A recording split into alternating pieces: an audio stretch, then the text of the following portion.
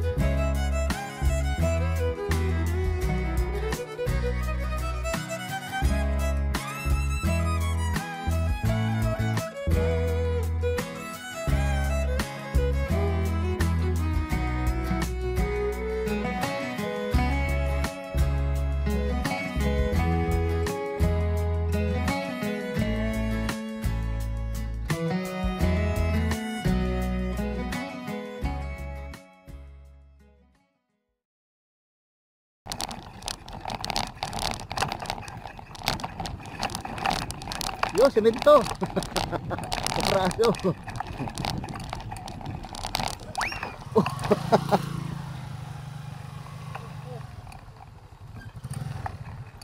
Tayo.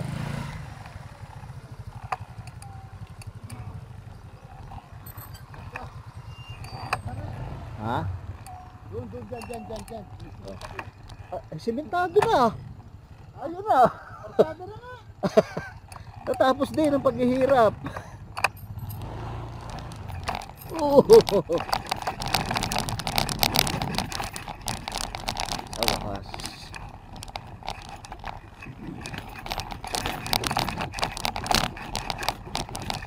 Boss, magandang umaga. Sementado na. Pahinga. From time yung pahinga.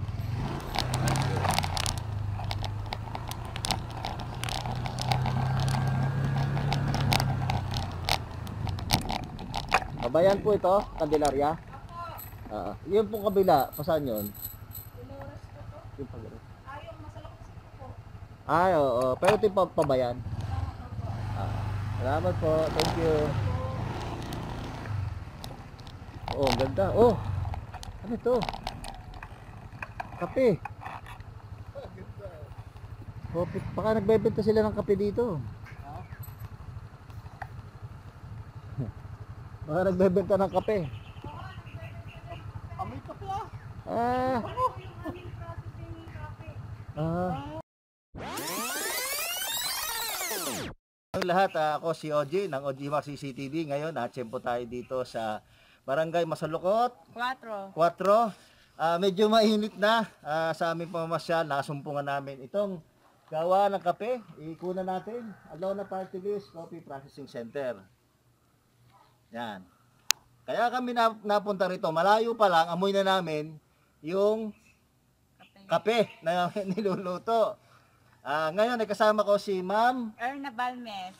para ipakita sa atin ang buong proseso simula pagdating dito ng raw na kape. Dalawang klase daw yung dumadating, which is Sariwa at saka tuyo. Ibig Kaya sabi- tawag ay fresh at saka bayati. yun. Kayo nang bahala mag-research nun, ha? Ikaw lang yun, ha? So, ngayon, pasok na tayo. Siyempre, pupuntahan muna natin yung unang stage, which is yung Stock area na mga romats. stock area ng Romax. O, dito tayo para kasi mainit dyan, eh. ito yung kape, oh. Meron din yan ng sariwa. Pakita Yung ko. kape. Bale, ito yung aming Yan. storage. Dito dinadala. Yan. Yan. Tunan mo siya. Dito raw dinadala yung unang dala ng mga farmers. Siya nga pala, mga nagdadala dito, nagsusupply yung mga magsasaka ng kape dito. Local, dito sa bayan ng Candelaria. At dito daw dinadala, yan, ganito yung sinasabi niya. Kunan natin, dalawang klase. Sariwa. O yan, ang ganda, oh. Ang ganda, Bale, oh. Sinosort pa yung hilaw, tsaka yung hinog. pagkukunan ko pala mamaya ng pasasort ko para maganda ang kuha. Puro hinog. Oo. Tapos, pagka, siyempre, meron bang storage like yan? Yung parang yung tagal ng dapat no? Dito ka. Sa sariwa, kailangan siya ay mabilad agad. Kasi pag di siya agad nabilad na tuyo, mabubulok siya, mag-aamagin. Gano'n. Pero pag natuyo na siya, ang ano niya, kahit mag-ilang taon na siyang naka-store, basta maganda lang yung kanyang paglalagyan, ayos naman siya. Yung beans yon. Yung ano po, yung may balat. Yung may balat pa. Ang i-stock namin ay yung may balat, yung ganito. Na doon ho sa kabila. O, dito tayo. O, dito naman ang susunod na stage, which is yung balakan. Ang tawag dito sa machine na to. Ano kuya? Dihaler. Ha? Madilim Hindi kasi kami magkakapi, kaya hindi namin alam yun, eh. Ito yung Ito yung dried na. dried na ready to, dihal na rin siya. Tingnan niyo mga kaibigan. Ginaganito yan para malaman mo kung tuyo na, eh. Bakit wala to? Aring isa. Tumutunog yun, Yun, parinig mo sa kanila. Yun. Ibig sabihin, yung pinakang beans niya, parang umangat na doon sa balat. Kaya, kumbaga, tuyo na siya. Pero ito, dalawang process. Aha. Pwede mo siyang Tutok i-depal. mo siya pag nagsasalita. Yung yung fresh, pwede mo siyang i-depal ng sariwa. Tama, fresh nga. Ayun. Na pwede mo siyang i-store ng may wala tayong sample eh. Dalawang klase ang pag-store nito eh. Yung may galing sa pulp at saka yung dry na beans na may balat. Yung isa naman yung talukap na lang. Yun. Ang dinipulper ay yung puro fresh. Kasi pag yung mahilaw, hindi siya mababalatan. Siyempre, para nakadikit pa yun eh. Opo, yun. Oo. Pagkatapos ito, siyempre, maghihiwalay na yung balat. Ito yung balat. Ano yung ginagawa nga pa sa balat? Ay, may kumakasama yan eh. Parang ginagatong ata sa mga oven. Apang Sa gato? mga ano po. Kala ko pagkain. Pero hindi ko alam kung yung ano pang ibang pinanggaanhan Baka nila. pwede ipakain ito sa batasang kolesterol. Parang inaano nila sa parang sinasama sa mga organic siguro po. Pwede din po silang kasi ano fiber sa yun eh. pag naghahalaman. Nilalatag nila sa lupa para daw hindi madamo. Yun ang ibang alam kong ibang ginagawa. Ang dami nilang ang dami nilang pangtanggal ng balat. So mamaya tatanungin ko yung capacity ninyo, yung kung gano'ng kadami yung pumapasok at lumalabas. Okay. So pagkatapos ng mabalatan, Yan, di so ba lalabas ito, na dito ay beans na. Okay po. Wala nang balat. So dito naman tayo sa kabila. Dito naman tayo sa kabila. Pasensya na kayo, hindi ako nagtatanggal ha. Ito yun. Okay. So, yan. Pag nabalatan na, ganito na. Sorting na Ito yan. Yan. Ganito Dito na naman, itsura. hinihiwala yung mga may defect. Kagaya niya, may black beans. Yan. Broken. May mga tawag dito, hindi ko pa alam yung iba eh. Hindi Mga perfecto ano. pulja, yung mga may butas-butas. Yan. Gano'n. Para paglabas mo, mapuro mo yung magaganda. Yan. Kukumpara natin dito sa isa. Sige, tagalan mo lang. Yung mga broken, yung mga defect. Black, ano. Sabi ni Ma'am Black beans. Balmes ay wala raw itong sikreto. Wala raw tawag dito yung proseso nila ay very traditional na halos yun ang napakatagal ng pinapractice. Yun nga lang, nag-automate sila, nagkaroon na sila ng mga makina para yung volume ng production nila ay tumaas. Kasi tumataas na ang demand. So, kaya mga farmers dyan dapat malakas din ang supply nyo para ma-meet natin. Kasi pagka walang iinom ng kape, ay sayang ang kape. sayang ang kape. Eh sadya naman ang tao yung mahilig sa kape. Lalo na yung mga antukin. Okay, pagkatapos, napalata na. So, hindi pa pwedeng kainin yan. Hindi pa pwedeng gawin kape yan kasi lulutuin pa yan. So, dito naman tayo sa roasting area.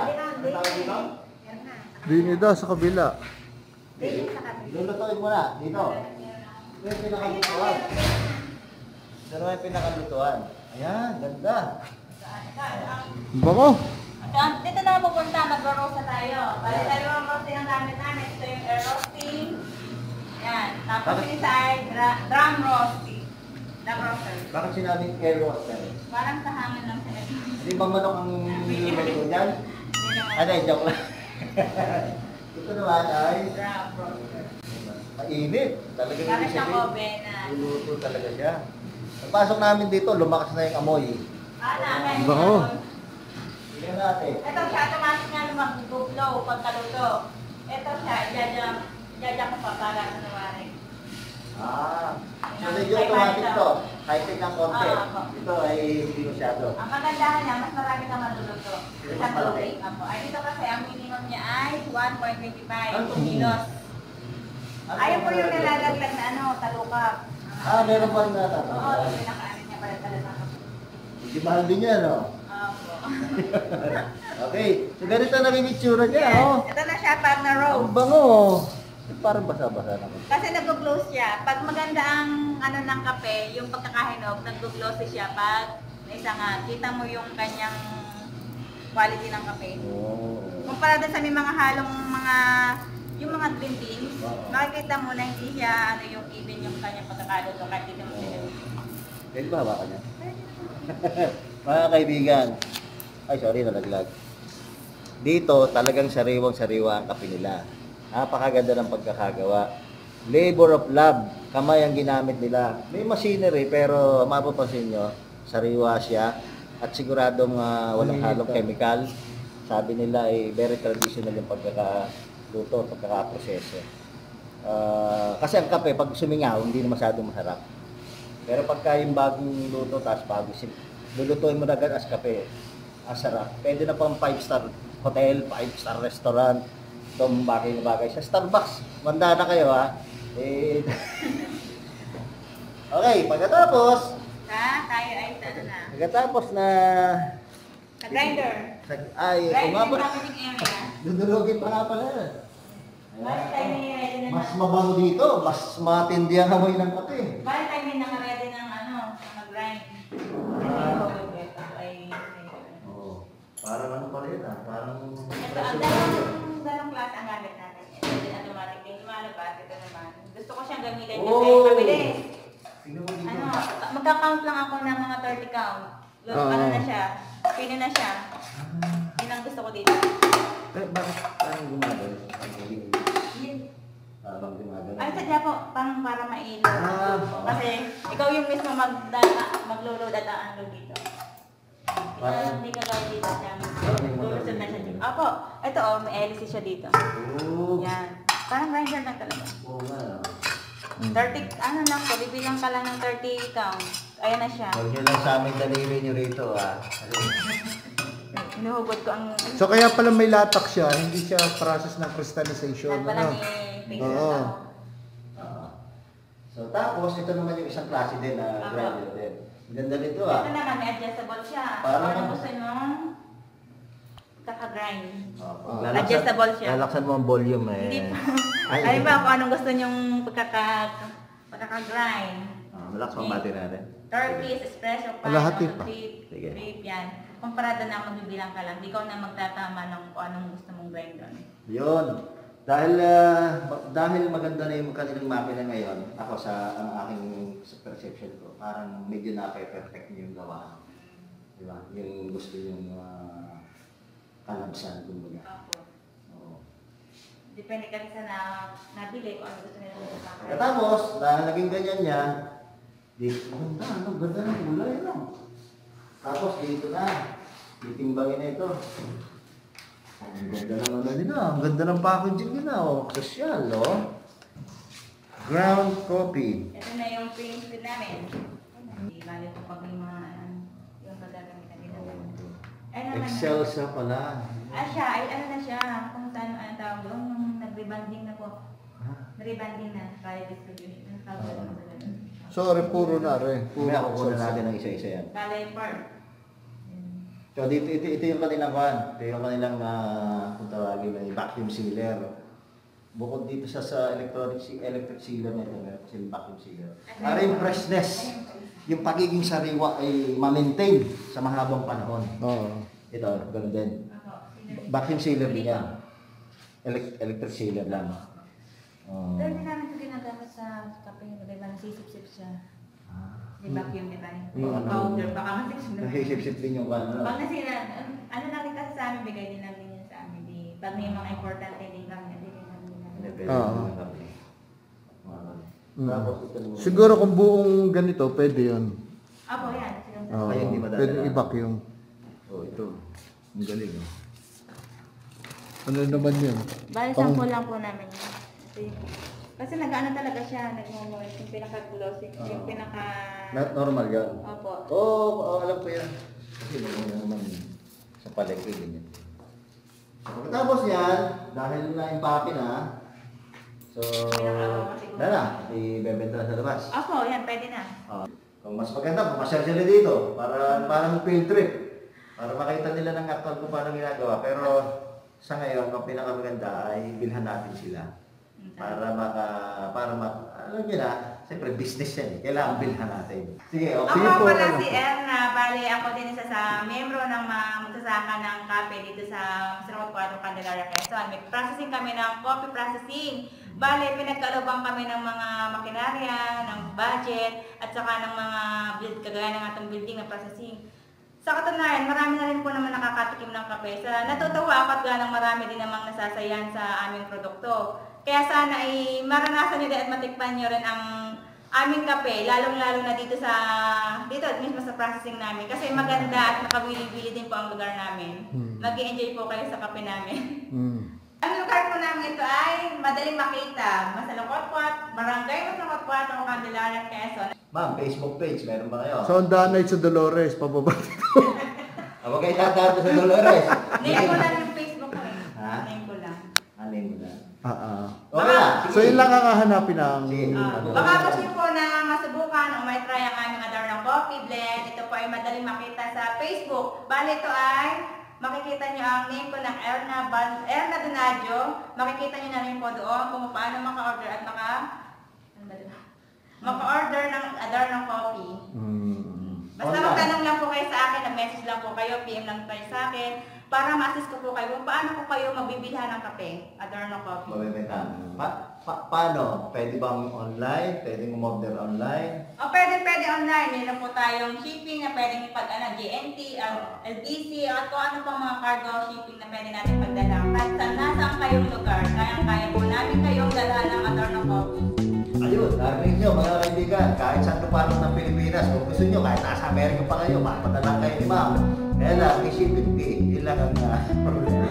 Pero, siyempre, kung naghahanap kayo ng masarap na kape, dito na kayo, suportahan natin yung mga mag-isala dito, suportahan natin yung mga mag-business dito.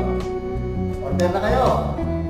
Online, o masyal kayo dito. Pero sa ngayon, dahil may pandemya pa tayo, online, the best, contactless, pati payment, napadala sa inyo, nakakarating na sa inyo dito. Simula dito, press na press. Mabilis kayo, isang araw, dalawang araw na nakakarating. Okay? So, bye-bye! Lipat kami. Yeah, nalimix siya. Yung Batangas, kaping Batangas. Kasi ang pagkaka-explain ko kasi sa Liberic sa Barangko, yung Liberica as a variety.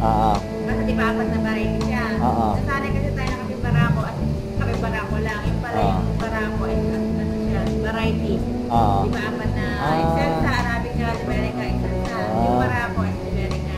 Ayun. Akala ko ubus na. Okay, Kaya hindi ko alam kung paano tatawagan ang kape nito, kung kape Tagalog o kung anong kape. Kasi nga, pag sinabing Barangko, Liberica daw yun. Pero yung aming Liberica, yung aming Adorno Blend ay nag-mix siya ng Liberica and Excelsa.